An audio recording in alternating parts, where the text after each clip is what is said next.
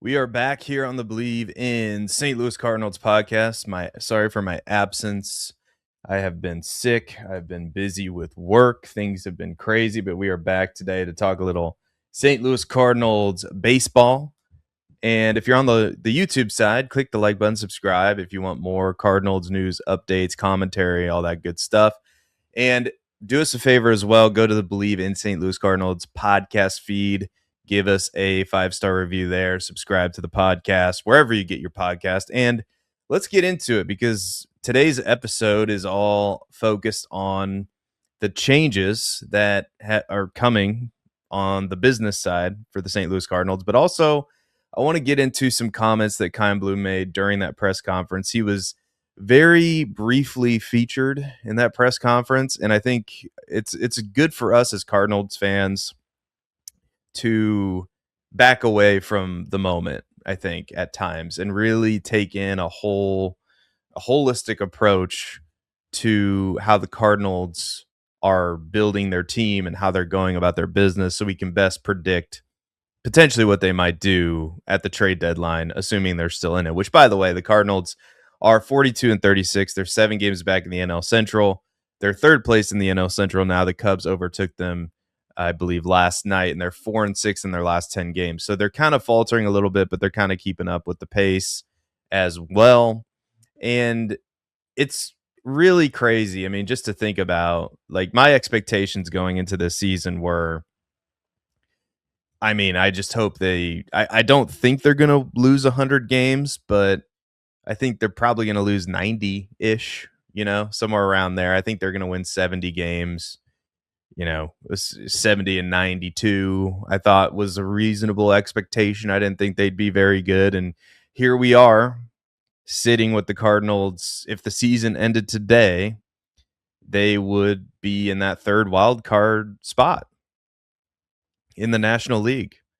And they're right in the mix with the Phillies and the Cubs, who have definitely picked up the pace recently. And I think those teams are better than the Cardinals.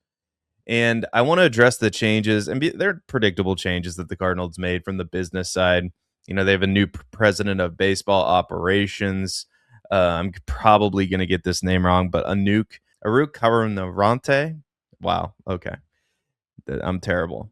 And he had a lot of nice things to say. I think, his ideas were good, but that doesn't really affect the team in so much as to say, obviously, the fan attendance affects the team and potentially how much money they can spend. But I thought what was more interesting, and what I alluded to at the beginning here, of kind of taking a step back, getting a better viewpoint of what the Cardinals might be thinking. I wanted to dissect some comments that Kyle Bloom made and potentially the impact that they have for the future, and specifically what the Cardinals are going to do at the trade deadline, because I have my thoughts. And Kyle Bloom was basically asked, I mean, the question was directed at Bill DeWitt III, but who is going to be taking over basically his dad's position. That Bill DeWitt Jr. is still going to be involved, but it sounds like the handoff is on the way. And I think that was one of the main priorities of the press conference. But Kyle Bloom said the following. He said things like long-term goals, that they want to focus on those. They don't want to get distracted. He said shortcuts aren't going to get you where you want to go, but at no point are we not going to walk in this building looking to win.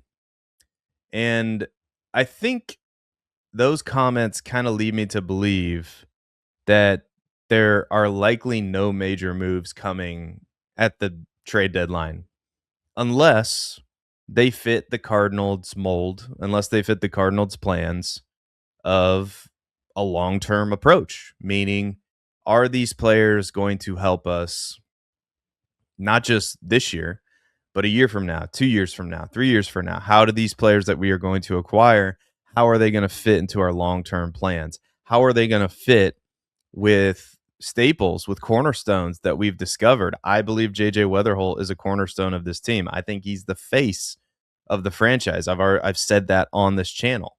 I already think he is. Jordan Walker is probably a huge part of your future.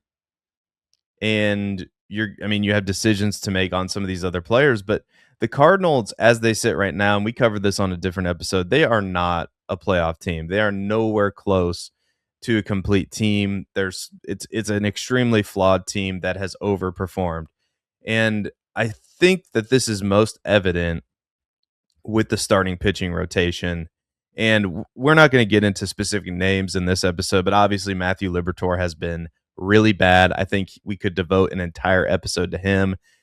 And you kind of see chinks in the armor, I think, especially in the starting pitching rotation. But I don't think I think we just need to temper our expectations because I've been seeing some of these, pretend GM trades being floated out there. Are the Cardinals going to get Byron Buxton at the trade deadline? First of all, that would be a horrible idea because you have Joshua Baez, who potentially, is going to be promoted this year, I would think at some point, who could potentially play center field. And I don't know if a 32-year-old Byron Buxton fits at all what you're trying to do.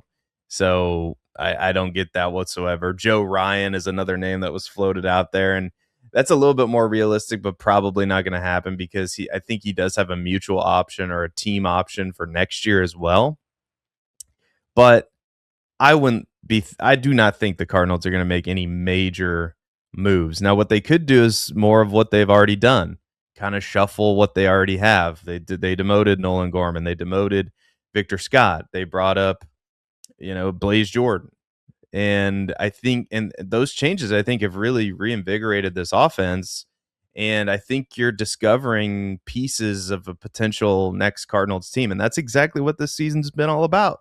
That's what we knew it was all about from the start. It just so happens that this team is a lot better than we thought. Just think of the Cardinals lineup for a second. Did we think coming in that Jordan Walker could potentially be an all-star? No, but he has a good chance of being an all-star. JJ Weatherhole, we didn't know what to expect from him, but again, he looks like the face of the franchise. Alec Burleson, he's not great against left-handed hitters, but he's a solid player. Ivan Herrera can really hit. And then we get Lars Nootbaar back, who's playing really well right now. And you talk about decisions that have to be made. Lars Nootbaar is one of those guys that the Cardinals are going to have to make a decision on what they want to do with him. Same with Dustin May. Same with Riley O'Brien. And Riley O'Brien, talk about chinks in the armor. Riley O'Brien's not been very sturdy of late. It's been really, really. If you want to have heart palpitations, go watch Riley O'Brien try to shut down the ninth inning lately. I say all that to say, I think the core message is that Chaim Bloom ain't diverting from the plan, and he shouldn't. My opinion is he shouldn't, because this is what is going to not guarantee, but give you the best chance of long-term success. This long-term thinking that, frankly, didn't make him a great fit with the Red Sox. And, we could talk about how he was cornered into trading Mookie Betts. I think Bernie Miklasz has detailed that in depth. So, you should definitely go check out Bernie, but you should definitely like and subscribe to this channel as well, and this podcast. And let me know what your thoughts are on the whole situation here with the Cardinals as we approach the trade deadline. It's about a month away as we sit here at the end of June, because I think the Cardinals need to stick to the plan. Stick to the plan. Trust the process. If there's a trade that is out there where you can move Dustin May, do it. If there's a trade out there that you get a handsome return for a Lars Nootbaar, do it. Because guess what? You have players down in the minor leagues that I think Chaim Bloom would love to get a look at. And again, we're not going to get too deep into specific players, because I think that those are potential episodes that we could do. I think we'll do a full episode on Joshua Baez and why he hasn't been promoted yet. We'll definitely cover it when and if he does get promoted. Matthew Liberatore. I think that's a guy who, do you consider taking him out of the rotation if he continues to stumble? I think that could be an entire episode. Those are conversations that, talking points and, topics of conversation that we could have as Cardinals fans, and we should have, and that you're seeing tossed around the media right now. And again, it comes back to the Cardinals are a flawed team. They're not a complete team, which is exactly why they need to stick to the process. Coming up after this short break, we are going to dive into the Cardinals' schedule and probable pitchers next on the Believe in St. Louis Cardinals podcast. We are back on the Believe in St. Louis Cardinals podcast. Thank you for tuning in. Thank you for watching on the YouTube side. Don't forget to give us a 5-star review. Don't forget to give us the thumbs up, subscribe, click the alarm bell, do all the things. You know what to do. And the Cardinals are going to be back at home, or I guess they never left home. They're going to be at home playing the Marlins tonight, 7:15 Friday night at Busch Stadium. Michael McGreevy is on the mound against Max Meyer, who Max Meyer has been pitching really well this year. 8-0, 2.8 ERA, over 100 strikeouts.